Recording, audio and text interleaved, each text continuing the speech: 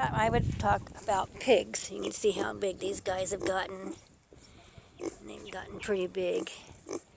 They're doing really good. They're very friendly. They like scratches. They like their tummies scratched. They like their backs and their ears scratched. But a lot of people have misunderstanding about pigs. They don't have sweat glands, so they need mud to keep cool in. Summers are really hard on them. Winters are probably a little easier for them because it's not as hot, and so they get, they don't need the mud as much then. The mud does help keep the flies and other insects off, but pigs can't eat just anything and everything. For one, you shouldn't feed them like green tomatoes, peppers, or anything that is that way.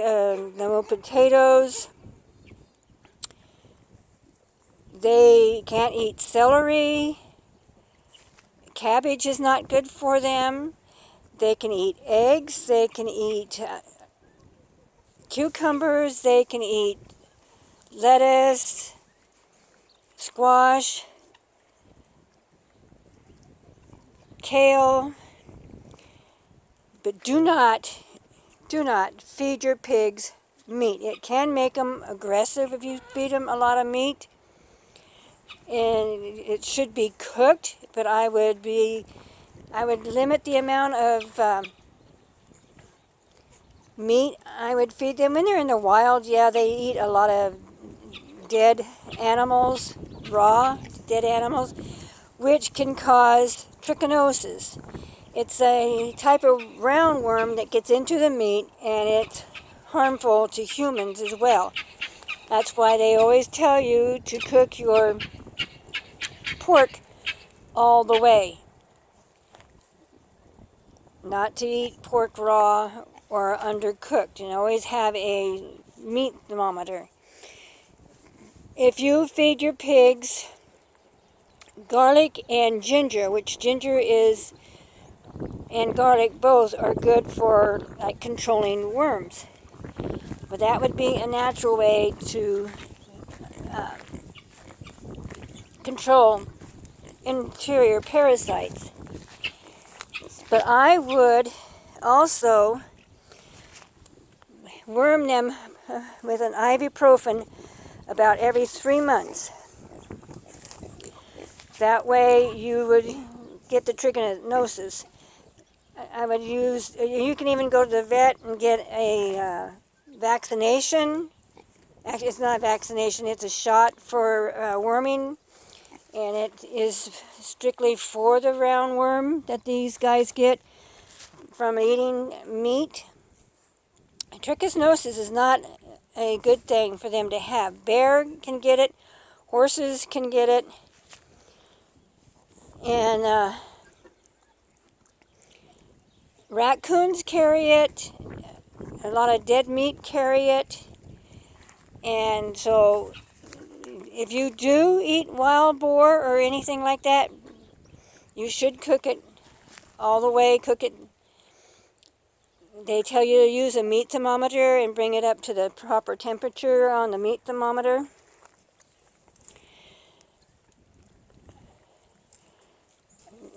Pigs, you can supplement their feed with like squash, cucumbers, lettuce, kale, spinach, carrots, beets, turnips. But I would also feed them like 4 times a week. Grate up your garlic and ginger, and that will help keep your worms down in your pigs. And then like every 3 months I would use an ivermectin to deworm them for the roundworm, or you can go to the vet and get a shot that will do the same thing. Your feed store might even carry it. Some I think do, not all feed stores I don't think, carry the shot. Also, pigs do need to be vaccinated. They have a vaccination for their different diseases. They have one that is called African swine fever, and it is fatal to pigs. I have to investigate more on how to prevent that. I read a little bit on it, but I haven't read the whole thing about it.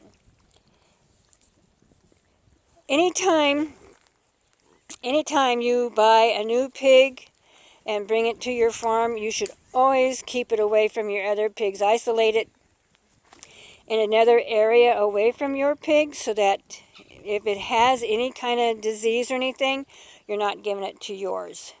Same thing with chickens, ducks, horses, cows, goats, anything that you bring into your farm that's different,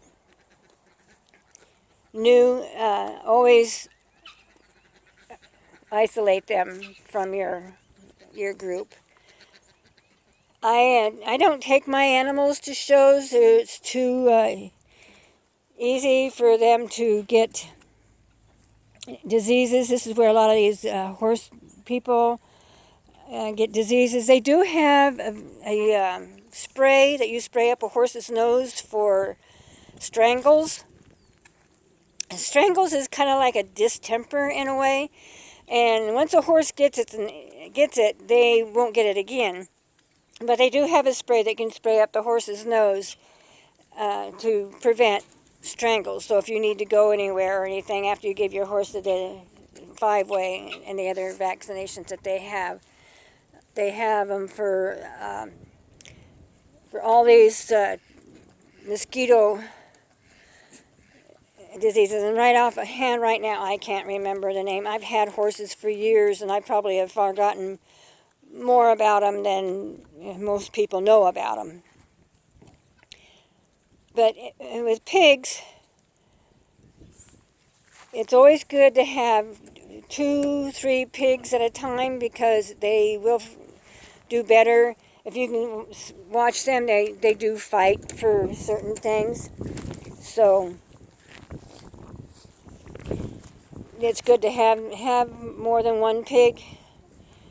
I am going to get our little pig herd down. I have too many right now. I just want to keep 2 gilts and one little burro. So I don't want to keep too many pigs. I don't need this many pigs for one.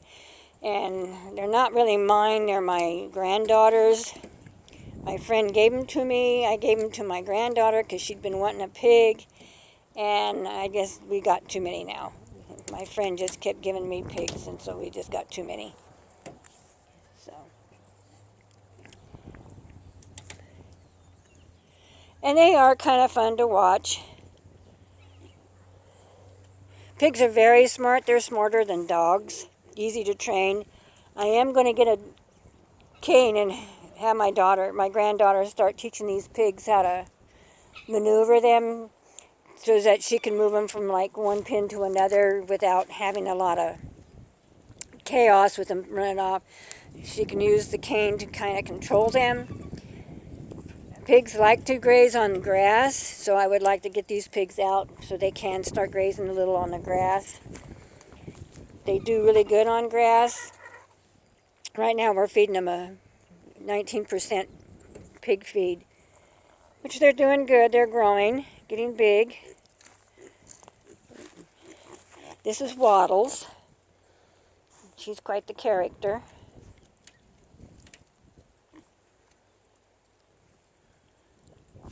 You can see how big she's gotten from the last time. I think I had pictures of her, so she's gotten pretty big.